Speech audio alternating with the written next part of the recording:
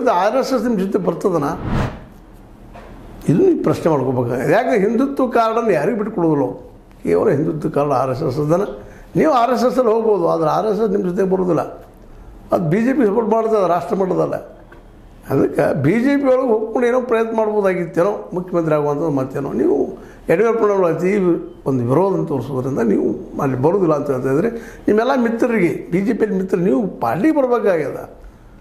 ಅವರಲ್ಲಿ leadership change ಆಗಬೇಕಾಗಿದೆ ಅಷ್ಟೇ. ಅಲ್ಲಿ ತನಕ ಅವ್ರು ನಿಮ್ಮ ಜೊತೆ ಕೋಪ್ರೇಷನ್ ಮಾಡ್ತಾರಲ್ಲ.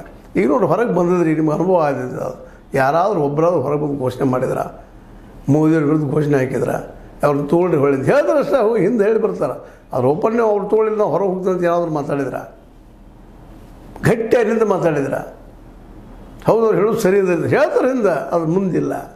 ಈಗ ನೀವು ಹೊರಗೆ ಹಾಕಿದ್ರೆ ನಮ್ಮನ್ನು ಹೊರಗೆ ಹೋಗ್ಯಪ್ಪ 7 ಜನ ಇದ್ರಲ್ಲ ಬರಬೇಕಾಯ್ತಲ್ಲ ಅವರು, ಆದರೆ ಒಂದಿಬ್ಬರ ಬರಬೇಕಾಯ್ತಲ್ಲ.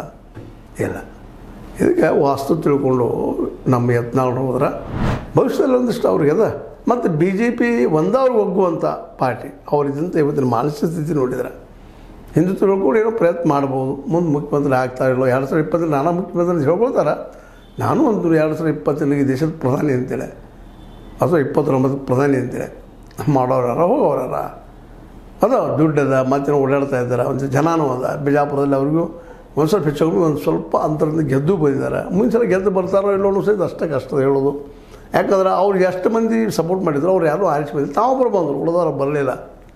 ಎಲ್ಲ ನೆಲೆಗಟ್ಟಿನಲ್ಲೇ ಯಡಿಯೂರಪ್ಪನವ್ರನ್ನ ಅನಗತ್ಯ ವಿರೋಧ ಮಾಡೋಕ್ಕಿಂತಲೂ ಎಲ್ಲರೂ ಕುಟುಂಬ ರಾಜಕಾರಣ ಮಾಡ್ತಾರೆ, ಎಲ್ಲರೂ ಭ್ರಷ್ಟರಿದ್ದಾರೆ. ಇವತ್ತು 224 MLAಗಳು ಯಾವುದೇ ಪಕ್ಷ ಅವ್ರದ್ದು ಹೇಳ್ತಾ ಇಲ್ಲ. ಬಗ್ಗೆ ಅವರು BJP ಅವ್ರ ಬಗ್ಗೆ ಮಾತಾಡ್ತಾ ಇಲ್ಲ. ಇದನ್ನು ಎಲ್ಲ ಪಕ್ಷಗಳ 224 MLAಗಳು, 28 MPಗಳು, ಸೆಂಟ್ರಲ್ದು 543 MPಗಳು. ಒಬ್ಬರಾದರೂ ನಿಮ್ಗೆ ಕುಟುಂಬ ರಾಜಕೀಯ ಬಿಟ್ಟು ಅಥವಾ ಈ ದುಡ್ಡು ಹಂಚಿ ಆಯ್ಕೆ ಆಗೋದನ್ನು ಬಿಟ್ಟು ಯಾರು ಅದಾರ ದುಡ್ಡು ಹಂಚಿ ಆಯ್ಕೆ ಆಗ್ತಾಯಿದ್ದು ಈಗ ನಾವು ನೀವು ನೋಡ್ತಾ ಇದ್ವಿ. ನೀವೇನೋ ಪ್ರಾಮಾಣಿಕವಾಗಿ ಆಯ್ಕೆ ಆಗಿರ್ಬೋದು, ಆದರೆ ಎಲ್ಲರೂ ಹಿಂಗೆ ಇದ್ದಾರ ಅಂತ ಮನಸ್ಸು ನಿಮಗೆ ನೀವು ಪ್ರಶ್ನೆ ಮಾಡ್ಕೊಳ್ರಿ. ಜೊತೆಗೆ ಭಾಳಷ್ಟು ಜನ ಮ್ಯಾಕ್ಸಿಮಮ್ ಎಲ್ಲೋ ಒಬ್ರು ಇರ್ಬೋದು, ಆದರೂ ಅವ್ರು ಕೋಟ್ಯಾಧೀಶರು ಅದಾರ.